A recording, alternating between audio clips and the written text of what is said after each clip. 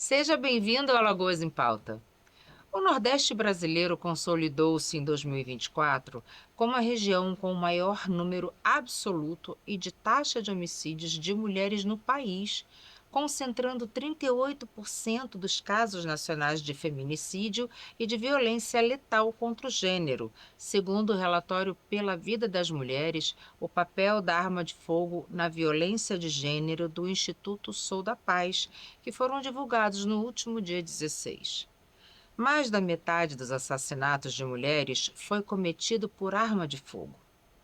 Para conversarmos sobre esse assunto, recebemos a terceira convidada especial do mês de março, a advogada e doula Bruna Salles, que, por meio do seu trabalho extraordinário, vem defendendo mulheres e os seus direitos, atuando em causas e projetos super importantes que fazem toda a diferença na vida de todas nós.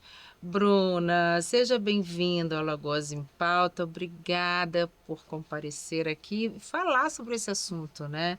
Tão atual e necessário que é a violência de gênero. Dani, gratidão pelo convite. É sempre bom estar aqui com vocês, trazendo sempre temas tão importantes, tão caros para a sociedade. É uma honra muito grande. A honra é toda minha. Bruna, primeiro eu queria que você falasse um pouquinho sobre você. Quem é a Bruna? Quem é a Bruna mulher, a Bruna advogada, a Bruna mãe, a Bruna doula? Queria que você falasse um pouquinho de você para depois entrar na questão do seu trabalho. Pois bem, Dani, eu sou mãe de 3 crianças e normalmente quando me perguntam assim, me fale sobre o seu currículo, ele começa por aí, né? Porque muito da minha definição da carreira, do meu propósito de vida, ele se organizou muito pautado na maternidade e é isso que a gente encontra bem dentro da nossa sociedade, né? As mulheres, quando se tornam mãe, existe uma limitação e uma sobrecarga muito grande em cima dela que vem do trabalho do cuidado. Uhum. Então é natural que a gente reorganize. Eu digo assim que antes de ser mãe, a gente tinha nossas prioridades e quando a gente é mãe, a gente tem a prioridade, É. que é os filhos, e aí os demais a gente começa a acoplar aí dentro desse nosso contexto. Então sou mãe de 3 crianças lindas, a Lala, a Mel e o Bento.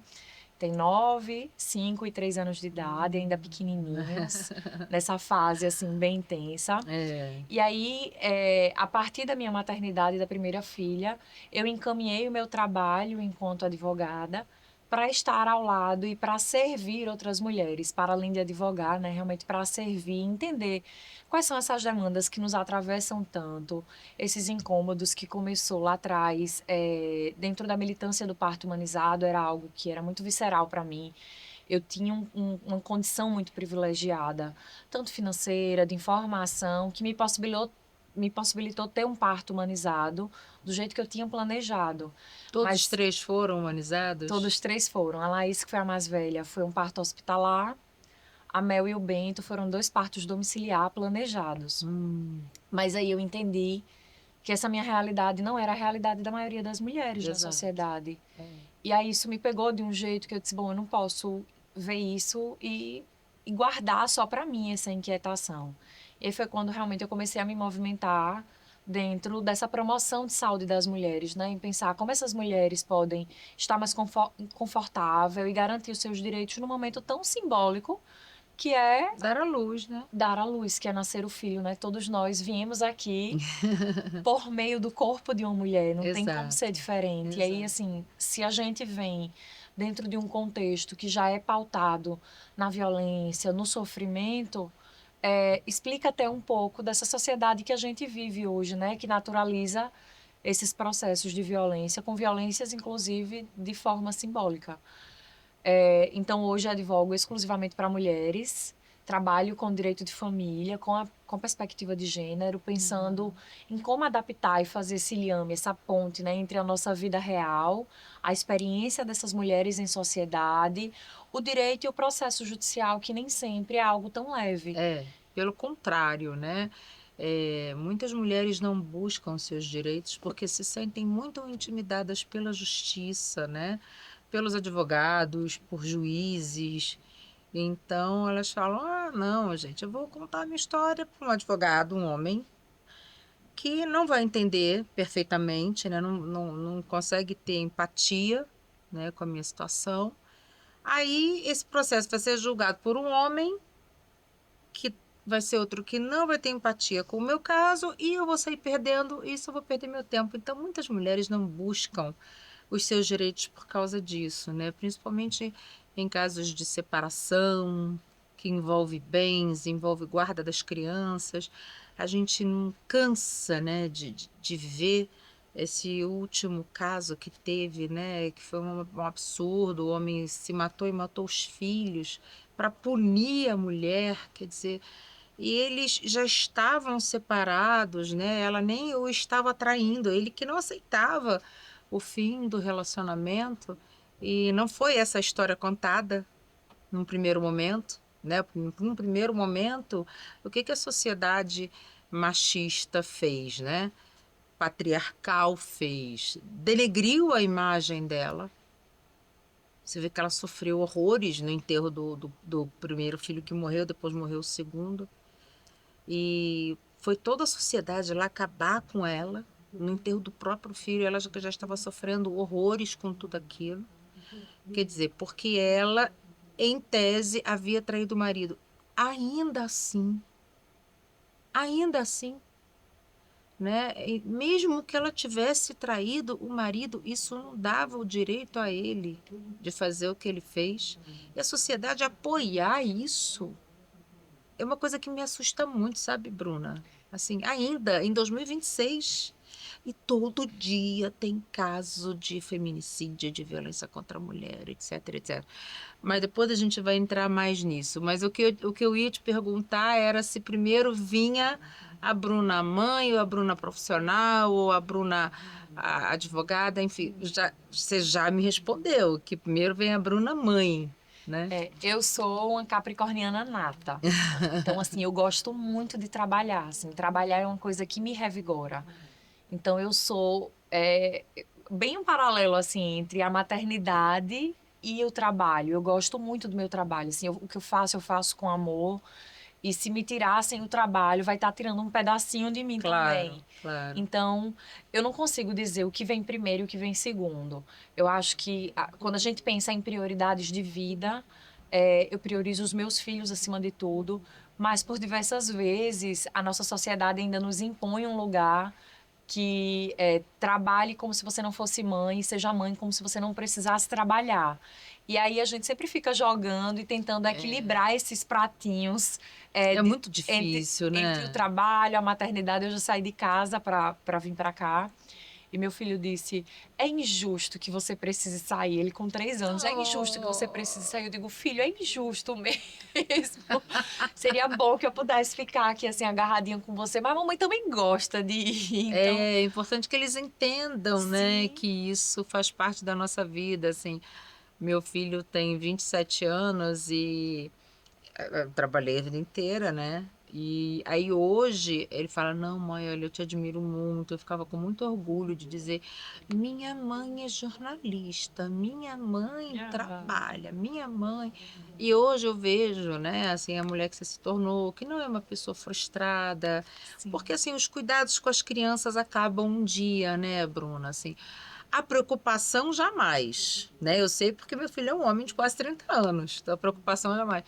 Mas os cuidados terminam, porque as pessoas, né, viram adultos, os filhos viram adultos, crescem, fazem sua vida e chega uma hora que você vai falar, tá bom, e agora? É, Né? tem uma parabolazinha que é bem interessante, que é a do secador no shopping. Não sei se vocês já ouviram falar. Uma mãe vai com o filho no shopping lavar as mãos. E aí, quando ela tá lá lavando as mãos, ela dizia que sempre pegava e primeiro enxugava as mãos do filho para depois enxugar a sua. Só que toda vez que ela entregava, a folhinha sempre estava bem molhada, porque a mão dela tava e ela não conseguia enxugar a mão dele direito. E aí ela mudou o formato de secar a mão do filho e primeiro ela secava a mão dela e depois pegava uma toalhinha seca e conseguia enxugar bem.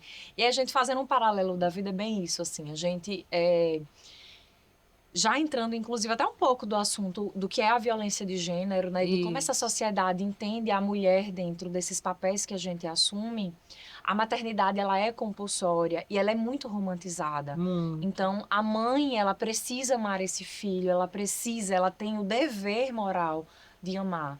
Mas a paternidade, ela não é compulsória. Não. E ele não tem o dever de amar. Então, o pai que faz o mínimo, muitas vezes é enxergado pela sociedade como um Um grande homem, paizão. como um paizão. Então a gente diz assim, vamos dar um biscoito para aquele que faz o que é necessário, o que precisa ser feito, né? Então, dentro desse contexto, eu acho que a gente precisa mudar. E junto disso vem que a mulher é forte, que nós somos capazes. E essa capacidade, essa fortaleza que a sociedade nos entrega, dentro dessa nova onda de mulheres assumindo o controle da sua vida, vem muito com a carcaça de mágoas, que esconde muitas dores que vêm por dentro. Inclusive, Bruna, desculpa te interromper, nesse estudo maravilhoso que foi divulgado pelo Instituto Sou da Paz, eles dizem que a violência aqui no Nordeste é maior, porque é uma região pobre, muito atendida por políticas sociais, né? E isso vem trazendo, de certa forma, algum empoderamento doméstico e familiar, reforçando a independência das mulheres, gerando uma reação nos homens de perda de domínio, de autoridade dentro de casa, e isso leva à violência, né? É uma forma que eles encontram de resgatar um poder perdido, um poder perdido. Então, hoje, uma mulher que é pobre, mas ela tem o emprego dela, né? Ela ganha o salário mínimo, mas é um trabalho que ela tem. Então o homem fala assim: eu não tenho mais, assim, eu não consigo fazer mais nada contra ela, porque se eu largar dela, ela vai se sustentar. Então ela não vai ficar miserável, ela não vai correr atrás de mim. E para muitos homens criados, né, nessa sociedade secularmente machista, e ele não consegue enxergar que ela não depende dele. A gente viu agora aqui também, essa semana, o assassinato dessa policial que o ex-marido matou com um tiro na cabeça para simular um suicídio e vazaram as trocas de mensagem, ele dizendo: eu sou mais que um príncipe, eu sou um provedor, eu sou romântico, eu sou isso, eu sou aquilo outro. Um homem doente, narcisista, ele queria que ela dependesse. Ele falou assim: você trabalha, mas lembre-se que se você se separar de mim, você vai ter que pagar sua casa, seu condomínio, sua luz. Gente, ele não admitia que O ela não fim do dependesse casamento. dele, que ela não dependesse dele. E é para além do financeiro, né, Para isso. além do financeiro, era o financeiro, era o emocional, era o domínio que ele queria ter totalmente sobre ela. O lugar de mulher era dentro de casa, cuidando dele, da família. Olha que homem doente. Eu tenho duas reflexões do que você me trouxe aí para a gente fazer. A primeira é: será que as mulheres, quando entram no mercado de trabalho, elas realmente estão ganhando a sua liberdade?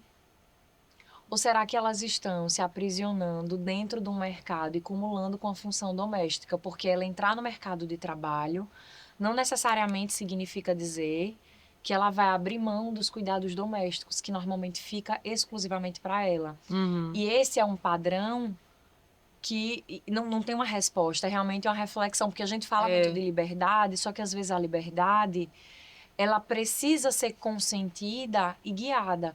E às vezes o nosso mercado e a nossa vida, a gente vive dentro de uma política que é capitalista. é, Então, a gente precisa trabalhar e ganhar dinheiro para ser útil. é. E o trabalho do cuidado, ele é muito desconsiderado e desvalorizado, Muito, invisibilizado. muito. Então, quando a gente fala de mulheres no mercado de trabalho, elas sempre estiveram no mercado de trabalho do cuidado, Do cuidado, sobretudo. Do cuidado, exatamente. sobretudo. E existe uma discussão muito ampla a esse respeito, estudos realmente falando sobre essa nova economia do Sim, cuidado, que é sobre isso. pessoas, né, homens e mulheres, porque também tem homens que, por exemplo, são filho de pais Sim. doentes, que sempre necessitaram de cuidados, e às vezes, assim, é uma família de 5 irmãos, aí um é escolhido para Cristo, para cuidar dos pais doentes, e ele não consegue fazer a própria vida, né? Isso, homem e Sim. mulher. Essa pessoa faz o quê? Quando os pais falecerem? Nunca conseguiu trabalhar direito, né? Não conseguiu Fica estudar ali preso. direito, tá preso, não vai ter uma aposentadoria porque nem contribuiu. Quer dizer, isso E essa normalmente esse discussão, filho não é um filho, normalmente esse filho às é uma vezes, filha, né?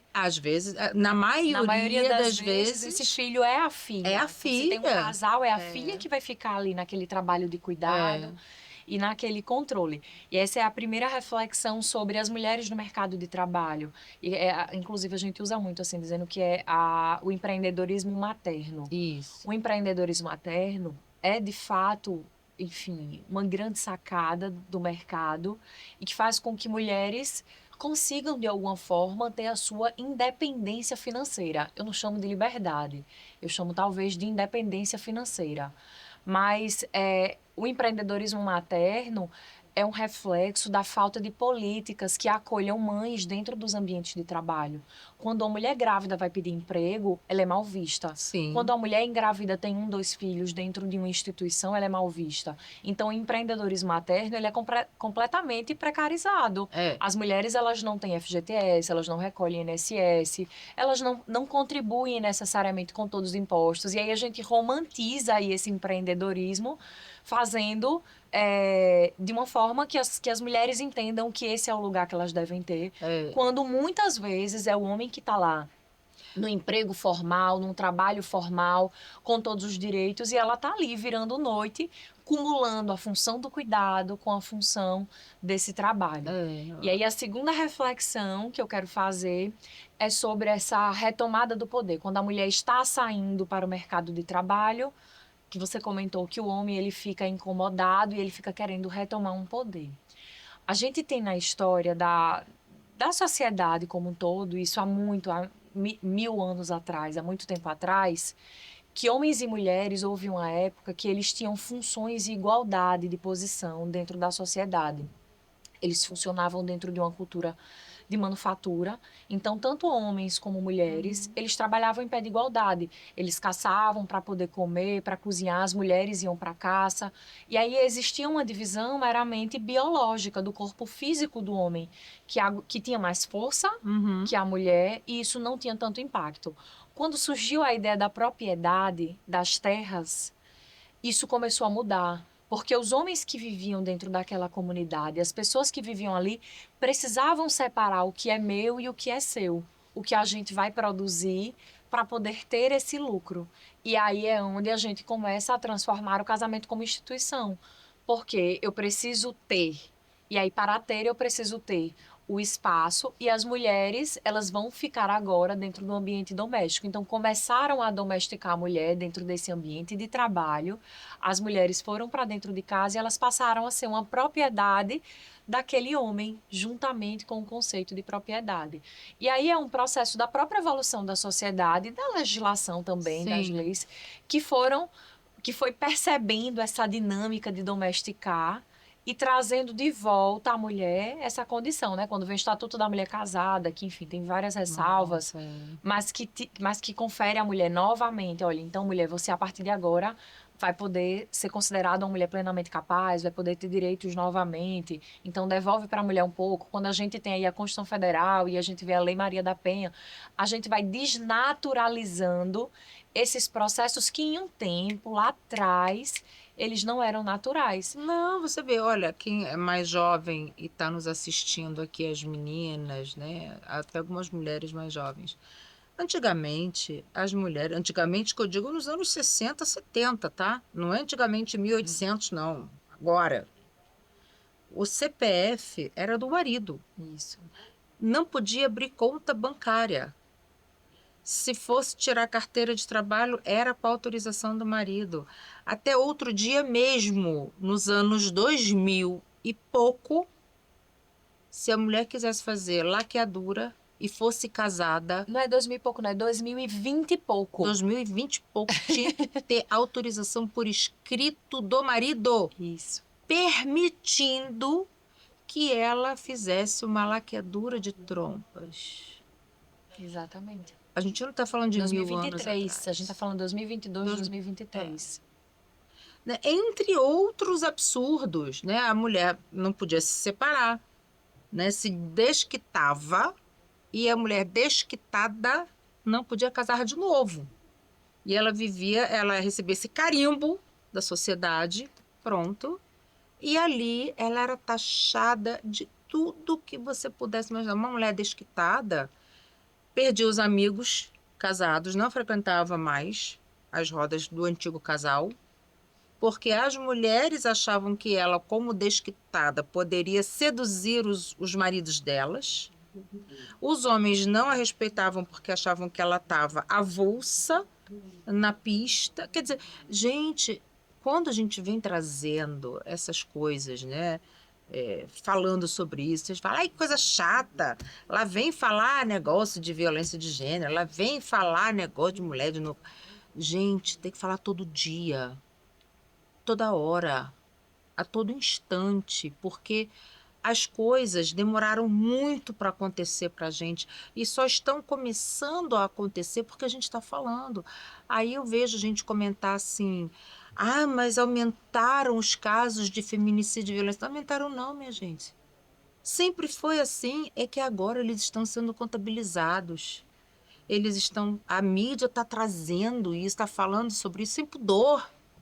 O que a gente talvez tenha aumentado são as formas de violência, que a gente tem Sim, novas formas que de aí varia, violência com a né? própria tecnologia e o acesso à informação também, né? Porque você trouxe assim, a gente não vai silenciar, vamos falar sobre isso. Claro. E estamos falando sobre isso e automaticamente, à medida que a gente fala, as pessoas tomam conhecimento e isso propaga. Tem uma pesquisadora chamada Valesca Zanello. Ela é psicóloga e estuda a saúde mental das mulheres. E Valesca Zanello traz para a gente a ideia dos dispositivos amorosos e fala da prateleira do amor. E dentro dessa prateleira do amor, ela considera como se mulheres fossem esses produtos que estão ali postos naquela prateleira.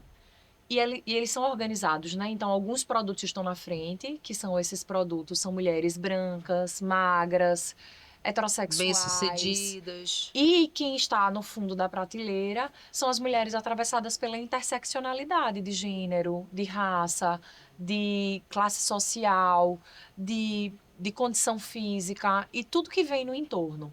E aí a Valesca nos mostra que dentro dessa prateleira é o homem que está lá servindo-se desses produtos. E casa muito com essa ideia do casamento, porque a gente já acabou com essa ideia do desquite legislativo. É, Já já morreu. morreu. A nossa legislação não traz mais isso. Mas hoje, uma mulher divorciada, eu lhe pergunto, ela é bem vista socialmente? Como é que uma mulher fica dentro da sociedade quando ela é divorciada?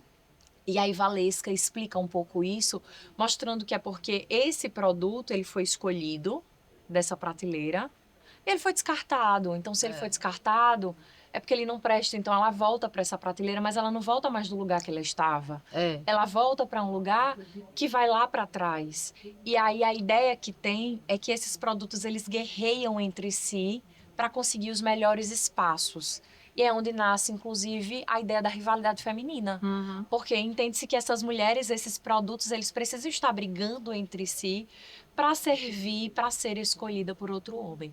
E quando a gente se dá conta desses dispositivos de gênero, a gente percebe como essa sociedade é hostil conosco e nos coloca nesse lugar de, não somente de vítima, né? Mas de subordinação. É, E nos conduz a esse posicionamento completamente desnecessário. Então ela fala muito assim: vamos sair dessa prateleira, é. vamos esvaziar essas gôndolas para que a gente não precise mais estar guerreando e nem estar sendo escolhida, principalmente estar lá posta, né, para outro homem. Vamos nos servir, vamos nos atender, vamos nos libertar. Sim, a gente, né, você trazendo isso, é, é um assunto que nos remete ainda, né, a questões anteriores a isso, que é o homem escolher a mulher, né, não é a mulher que escolhe o homem, Tá na Cinderela, né? né, tá em tudo, né? O mundo foi construído em cima dessa narrativa.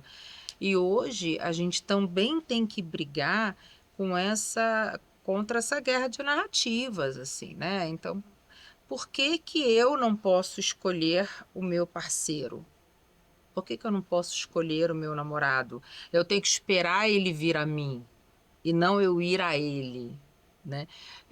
Comigo aconteceu completamente diferente, assim, quando eu conheci meu marido, eu pedi para ser apresentada a ele, e eu tinha 14 anos, eu tinha 14 para 15 anos quando eu conheci meu marido, e pedi para ser apresentada a ele, porque eu olhei para ele, gostei, achei ele bonito, aí eu falei assim, poxa, você conhece aquele rapaz? Perguntei para um outro amigo meu, falou assim, sim, eu conheço. Eu falei, você me apresenta para ele?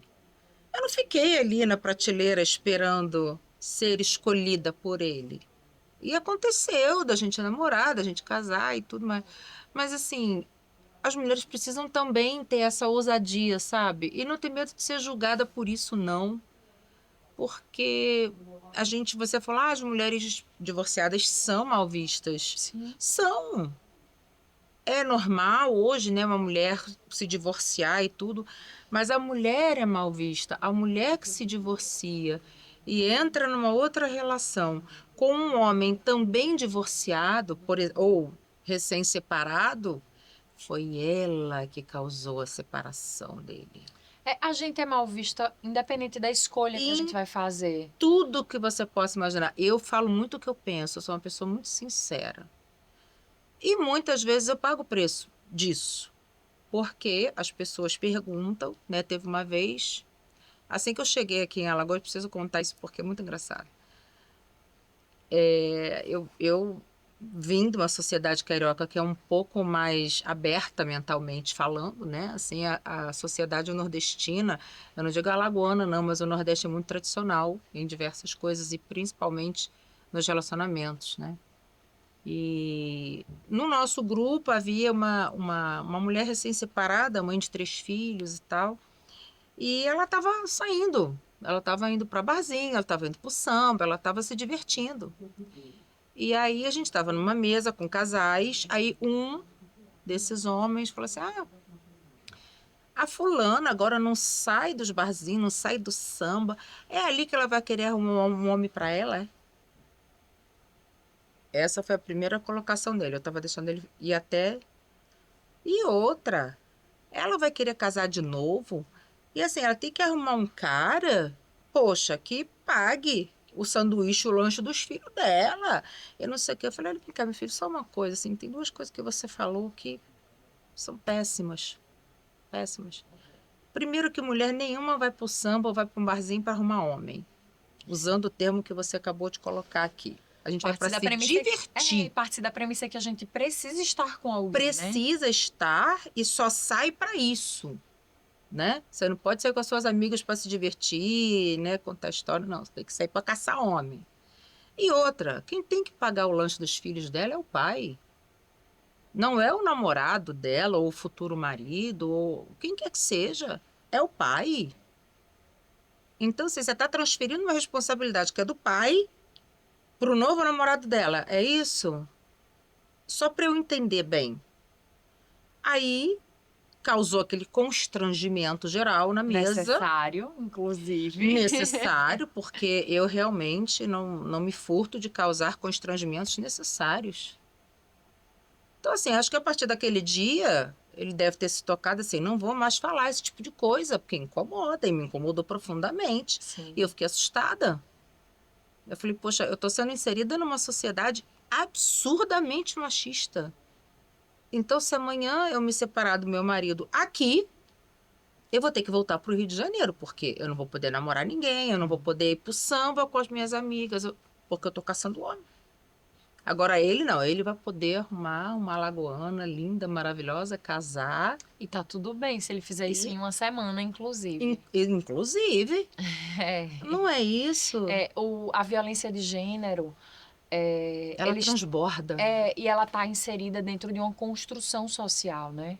O gênero ele é definido a partir de estereótipos que são desenhados socialmente.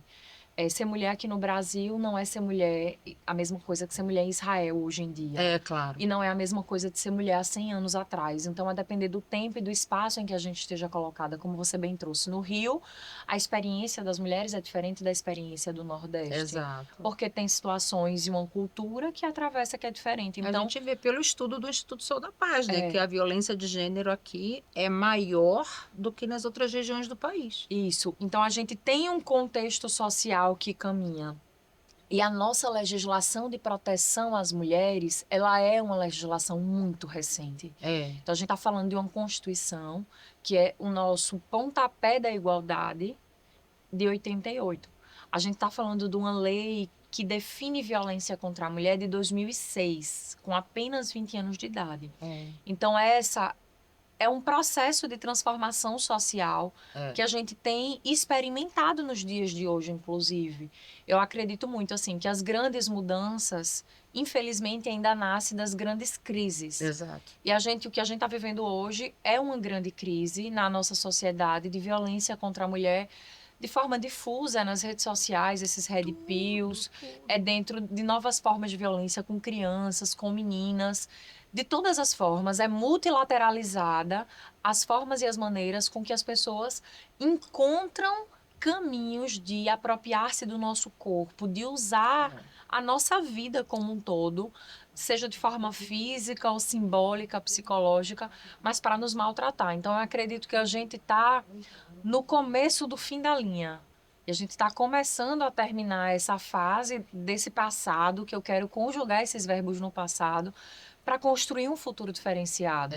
E aí eu acho que a gente está vivendo essa crise necessária para que haja esse rompimento que é importante. E a gente não tem como falar de violência de gênero sem pensar nesse modelo de masculinidade que está impregnado na nossa sociedade, porque ao mesmo tempo que mulheres são violentadas, homens também vivem em um contexto de muito aprisionamento e que adoece mentalmente sustentar essa masculinidade que a sociedade impõe a ele. Então, exige dele, né? o homem, ele precisa ser violento, ele precisa se posicionar. Tá aí essa trend que saiu nas redes sociais, que fala se o homem pedir a mulher em casamento e ela disser não, o que é que ele vai fazer? E aí tem um homem gesticulando, fazendo várias formas de violência. Então, assim, ele dá murro, ele aponta faca, ele dá voadora nela, de forma simbólica. Às vezes é um cabide com um chapéu, mostrando, simbolizando uma mulher. Está sendo, inclusive, investigado pelo Ministério Público. As pessoas que praticaram que gravaram esses vídeos, gravaram vídeos. que gravaram esses vídeos simbólicos de violência como forma de misoginia, assim, de ódio à mulher. Claro. Então, o homem, ele não pode ser negado, ele não pode ser rejeitado. E é quando a gente vê, inclusive, a quantidade de abuso sexual, de estupro, porque a mulher dizer não, dizer que não quer praticar um ato sexual, é uma ofensa à masculinidade dele. Então, a gente constrói um modelo de masculinidade, isso vem desde a infância, quando a gente diz aquele menino que ele não pode chorar, porque isso é coisa de menina, que ele não pode sentir, porque isso não é coisa de menino, que a gente designa ao homem aqueles brinquedos que são tipicamente mais violentos, que são de super-heróis que dão murro, que dão soco, que são aquelas atividades mais enérgicas. E quando a gente designa a mulher, esse ambiente de cuidado, de bonecas, de carrinhos. Então a gente a cozinhazinha, a vassourinha. A gente constrói um modelo de sociedade que vem desde a infância até os dias de hoje e não é apenas para as mulheres e para as meninas, é também para os homens e para os meninos, que está lá imposto esse lugar. E aqui no Nordeste, isso é muito mais forte, né? A terra dos cabra-macho. E aí um cabra-macho, ele não pode aceitar e ele não pode retroagir. Então, assim, é importante que a gente reflita sobre esses papéis na sociedade e que isso vem desde o berço, assim, é da educação, é a forma como a gente educa essas crianças, é a forma como a gente olha para o outro enquanto mulher, é como a gente se dar conta desses movimentos sociais e de como eles atravessam a nossa vida e entender que eu não preciso estar guerreando, rivalizando com outra colega, porque a dor que dói na Dani, dói na Bruna, dói na Maria, dói na Joana, porque são os nossos corpos que estão em jogo. Exatamente. Bruna, assim, eu gostaria de ter mais tempo para conversar com você sobre isso, até porque tem uma infinidade de perguntas aqui que eu tinha pensado em te fazer, mas a gente, né, foi bem dentro desse tema mesmo, porque é muito amplo o assunto, tem muita coisa para ser dita, para ser discutida, né? A gente precisa mesmo falar sobre isso todos os dias, incansavelmente. E a gente vem percebendo alguma evolução na sociedade, mas ainda vai demorar. Infelizmente, ainda vai demorar, né? Haja vista os dados que a gente tem e tudo. Mas eu acho que é um começo, a gente está caminhando, né? E a gente, se Deus quiser, vai chegar lá quando suas filhas começarem a se relacionar, né? Quando as minhas netas, que eu, né, devo ter netas, que eu já pedi ao meu filho que eu quero ter netas, que o mundo para elas seja melhor, mais igualitário e muito mais positivo. Estamos colocando a nossa gota nesse oceano Não é aqui, né? isso, querida? Muito Eu que obrigada. agradeço, Dani, o Prazer convite e a imenso oportunidade. receber você aqui. Muito bom. E sempre que tiver novidade, venha me contar. Gratidão. Obrigada a Obrigada. todos que também estão acompanhando Alagoas em Pauta. E muito obrigada a você que toda semana nos acompanha aqui no Alagoas em Pauta. Até a próxima semana.